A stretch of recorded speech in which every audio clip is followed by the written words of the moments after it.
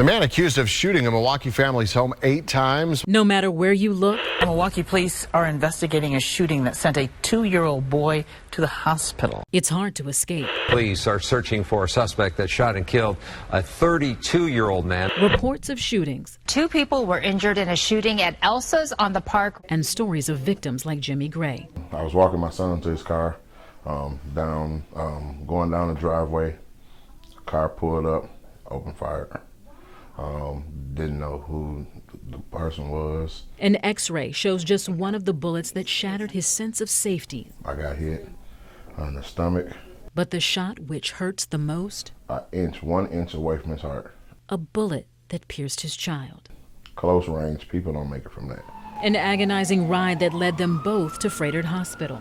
Weeks after he was discharged, Jimmy returned to the Trauma Quality of Life Clinic. Did we figure out what the trajectory was of this one? That one might have been from his arm. Right. Doctors looking to remove a bullet that's still lodged in his shoulder. This clinic treats more than just the physical wound. Nothing like this exists anywhere else. The goal is to heal even the scars you can't see yet, but are just as painful. They see myself as the psychologist, they see a social worker, they see a physical therapist, and they see one of our 414 Life violence interrupters. And what Dr. Terry DeRuni-Cassini and her team at the Medical College of Wisconsin are doing is unique. This is really collaborative. Yes, highly collaborative. We are constantly sharing information. Information shared with Dr. Colleen Trevino reduces the amount of times patients like Gray will come to the clinic. The game changer for us, it has been our relationship with 414 Life.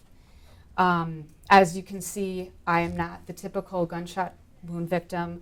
I'm white from the suburbs. And how do I connect with patients? The 414 Life violence interrupters are seen as bridge builders between patients and doctors. Having the relationship with 414 Life, they've been able to vouch for me that, Michelle will say, hey, Colleen, she cares about you. She's going to address your pain. Addressing a patient's mental health is key to the clinic's holistic approach to medicine. We know that during an injury event, if someone has a thought that they might die, it increases their likelihood of developing PTSD by 7-fold. For victims of gun violence, the trauma of being shot keeps them in a state of fear. I talk about it with my patients as if they develop all of a sudden an alarm system for the White House. 24/7, 360-degree surveillance.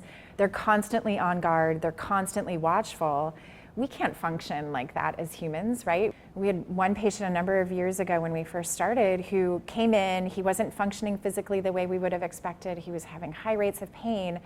I went in to talk to him. He was depressed. He felt bad that he couldn't support his children and wife. And so he was basically isolated in his room, not moving. So we were able to talk through that in clinic and develop a true understanding of why he wasn't moving, and then get him connected with additional care so that we can get him on the right path. Jimmy credits the clinic to his overall recovery. And it's that response that Dr. Trevino says makes it all worth it. This is the most satisfying thing I've ever done in my career. Absolutely, hands down. I think when you take care of patients and you can't take care of them holistically, there's a sense of a moral dilemma. These dedicated medical professionals are committed to restoring their patients back to health. You're listening to Hyphen, where we connect the culture. That was My Family, The Roots, Black Thought and Questlove on that track. We got some more great music headed your way. On the airwaves, Element Everest Blanks connects the community to the culture at Hyphen Radio. As a connector, she felt somewhat disconnected when it came to knowing her African roots. My family's from Detroit, but we're from Georgia. We're from Mississippi. We're from down south. I mean, we've all migrated up here. But beyond that, I just knew my mother was a strong Black woman. For Americans who are descendants of enslaved Africans, many have no idea of where their lineage begins before 1863. That's when President Lincoln declared the Emancipation Proclamation, abolishing slavery in the U.S. This sent Element on a quest for the answer. Why did it take so long to get here? Fear, honestly. I think there's something scary about knowing who you are, because then there's a standard that you're held to, that you can't say I didn't know.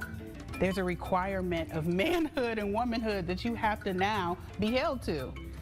And in America, we don't really have that anymore. She found a DNA testing company that claimed it could find the missing link she needed. It tells me my tribe, it tells me the country, it even tells me the DNA markers that they use to connect me to a current Sierra Leonean woman and what that similarity score is. Can you read that out loud? 100%, no doubt.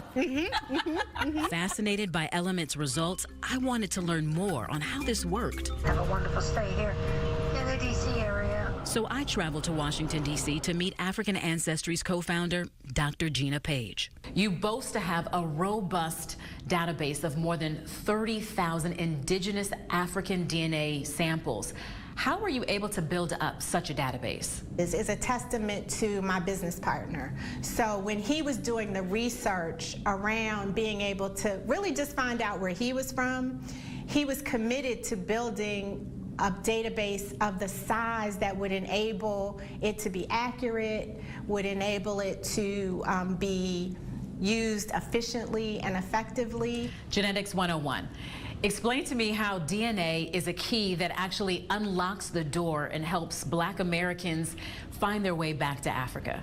So each of us has DNA that we've inherited from our mother that didn't change. It has not changed over several generations. Going back 2,000 years, we have the exact same what's called mitochondrial DNA from our mother's mother's mother's mother's mother. It didn't change. Which means if I can find someone else in the world today with my same mitochondrial DNA, we have to be related. We take a person's mitochondrial DNA, compare it to DNA from all over Africa, and look for a match. And then matching DNA tells us the person's ancestry. Over the past 20 years, AfricanAncestry.com has connected 1 million people with their African ancestral roots, even taking several trips to Sierra Leone, Ghana, and other West African countries. You may know some of their customers. Oprah, Quincy Jones, Taraji P. Henson, Dr. Maya Angelou, Dr. Dorothy Height, Congressman John Lewis, former Ambassador Andrew Young. Like we run the gamut. Back in Milwaukee, Element's family expanded too, with some well-known cousins. Questlove and Black Thought from the Roots, who I've actually had in my car driving them to an event, and we had no idea that all of us were family, yes. Element says she's discovered so much more than she expected to find. It is. It's kind of frightening how comfortable I feel in this body now. Because I'm not trying to measure up to anybody else's expectations other than my own. Like I have a culture requirement of womanhood and even manhood with my children, but that's based on who I am. That's not based on what I've been taught about who I am. And there's a difference. Searching my mother's family tree, I can go back 3 generations to my great-grandmother, Mattie Duncan, born free in 1891. 28 years after slavery had been abolished. But I knew that her mother's mother was brought over here in chains. But knowing from what African country has always been a mystery. So I decided it was time to find the missing link. In April, I took the African Ancestry DNA test. All right, we're gonna try this. Sent it off to a lab. Then 6 weeks later, I jumped on a plane, flew to Washington, D.C. to learn the results. Dr. Page, I'm so excited to meet you. Hey, how was your trip? Oh, it was long, but I'm here. Welcome. Welcome to African Ancestry. So, we did find your maternal ancestry in West Africa, and we found your maternal results in 2 countries. The first country is the country of Liberia. Really? Yes, and Liberia is well known to people because it was repatriated by formerly enslaved Africans. And so that's sort of Liberia's claim to fame. The people within the country of Liberia that you share ancestry with are the Pele people. The Pele are the largest ethnic group in Liberia, and traditionally they were rice farmers. The second country that you share ancestry with is right next door to Liberia, and it is Sierra Leone. In Sierra Leone, you share ancestry with the Temini people. Some of your cousins, Oprah Winfrey, we trace to the Pele people living in Liberia today. And then the Temini people are people like Coretta Scott King. Even as you were mentioning some of those women and knowing who they are, now kind of stirs up in me like, wow, that's awesome. What I want you to take away, Shannon, from all of this is that you are the descendant of a woman who came from that part of West Africa, from somewhere between Sierra Leone, present-day Sierra Leone, and Liberia. And she made it. She made it through the Ma'afa. She made it through auction blocks. She made it through plantation living, Jim Crow, segregation, and you have her exact same mitochondrial DNA. Her DNA is in every cell of your body.